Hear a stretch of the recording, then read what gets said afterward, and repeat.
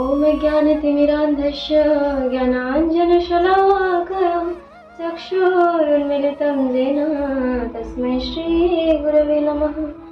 नमो विष्णुपादाय तीर्थपथप्रदर्शिने श्रीमते भक्तिसम्पत्तीर्थगोस्वामिति नामिने।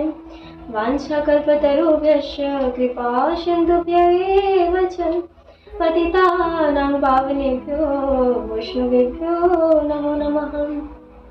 श्रीकृष्ण चैतन्य प्रभु नित्यानंद श्री अद्वैत गदाधर शिवासादि श्री गौरभक्तवृंद।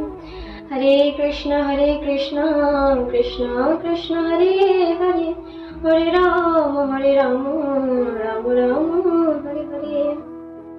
हरे कृष्ण प्रिय भक्तगण, আজকে হচ্ছে বৈশাখ মাসে কৃষ্ণপক্ষে একাদশী, যার নাম হচ্ছে বরুথিনী একাদশী। তাই আজকে বলতে চলেছি বরুথিনী একাদশীর মাহাত্ম্য কথা।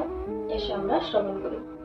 মহারাজ যুধিষ্ঠির ভগবান শ্রীকৃষ্ণকে জিজ্ঞাসা করলেন যে বৈশাখ মাসের কৃষ্ণপক্ষের একাদশীর নাম কি এবং তার মাহাত্ম্য কথা কি। ভগবান শ্রীকৃষ্ণ বললেন যে বৈশাখ মাসের কৃষ্ণপক্ষের একাদশীর নাম হচ্ছে বরুথিনী একাদশী। এই একাদশী পালনে সর্বদা সুখ লাভ হয় এবং সমস্ত পাপ ক্ষয় হয়। এই বৈশাখ মাসের একাদশী অনেকই গুরুত্বপূর্ণ। এই একাদশী স্বয়ং যে সমস্ত মহান রাজা যেমন মানধাতা, ধুন্ধুকারী, তারাও এই বরুথিনী একাদশী পালন করেছেন এবং তার প্রভাবে দিব্যধাম লাভ করেছেন। এমনকি স্বয়ং মহেশ্বর শিব তিনিও এই বরুথিনী একাদশী পালন করেছেন।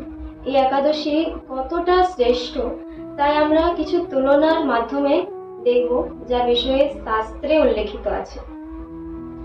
বলা হচ্ছে যে অশ্বদান থেকে গজদান শ্রেষ্ঠ, গজদান থেকে ভূমিদান শ্রেষ্ঠ, ভূমিদান থেকে তিলদান, তিলদান থেকে স্বর্ণদান এবং স্বর্ণদান থেকে অন্নদান শ্রেষ্ঠ। আমাদের জগতে সবচেয়ে শ্রেষ্ঠ দান হচ্ছে অন্নদান, কিন্তু তার চেয়েও শ্রেষ্ঠ যে হচ্ছে সে হচ্ছে বিদ্যাদান, জ্ঞান দান। আর এই বরুথিনী একাদশী ব্রত পালনে সেই বিদ্যাদানের সমান ফল লাভ হয়। যদি কেউ এই বরুথিনী একাদশী ব্রত নিয়মপূর্বক পালন করেন, রাত্রি জাগরণ, হরিবাসর করেন এবং হরিনাম জাপ আদি করেন, তাহলে সেই সহস্র গোদানের ফল লাভ করেন এবং সে সর্বপাপ থেকে মুক্ত হয়ে বিষ্ণু লোকে গমন করে। তাই এই বৈশাখ মাসে বরুথিনী একাদশী যদি কেউ পালন করে না, দেখো এমনি তো আমরা অনেকই ব্রত পালন করি, যেমন এই জন্মাষ্টমী, রামনবমী এই কিছুদিন আগেই গেল। বৈশাখ মাসে অনেকই কিন্তু বৈষ্ণবদের আবির্ভাব তিরোভাব গেছে।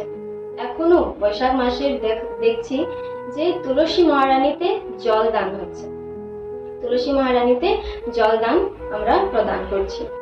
কারণ ভগবান অত্যন্ত আনন্দিত হন তুলসী মহারানীতে যদি ঝাড়া বাঁধা হয় এই বৈশাখ মাসে, ভগবান সন্তুষ্ট হন। তাই আমরা যে এই সমস্ত ব্রত আদি করি, এই সমস্ত ব্রত করার মুখ্য উদ্দেশ্যটা কি? এই সমস্ত ব্রত করার মুখ্য উদ্দেশ্য হচ্ছে ভগবান শ্রীকৃষ্ণের চরণে ভক্তি লাভ করা। ভগবানের চরণে ভক্তি লাভ করার জন্য এই সমস্ত ব্রত আদি অবশ্যই করণীয়, অবশ্যই পালনীয়। তাই ভক্তিতে একটা জিনিস সবসময় জানবে যে ভক্তিতে হচ্ছে অনুকূলভাবে ভগবানকে ভজনা করা। যেমন শাস্ত্রেতে বলা হচ্ছে ভক্তি অনুকূল মাত্র কার্যের অস্বীকার, আর ভক্তি প্রতিকূল ভাব বর্জন অঙ্গীকার। অর্থাৎ ভক্তির যেটা অনুকূল সেটা গ্রহণ করো। আমাদের ভক্তিতে অনুকূল যেটা হচ্ছে সেটাই আমাদের গ্রহণ করা অত্যন্ত আবশ্যক রয়েছে।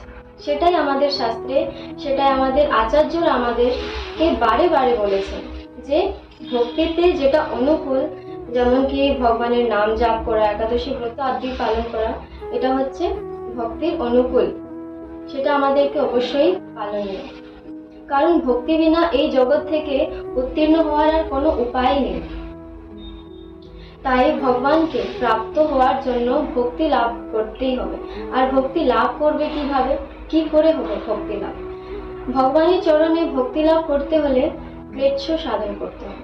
ক্লেচ্ছ সাধন কি এখন আমরা বলবো যে এই কলিযুগে ক্লেচ্ছ সাধন কি করে করবো? সাধনা করতে গেলে কি বনে জঙ্গলে গিয়ে তপস্যা করতে হবে? তো নেই।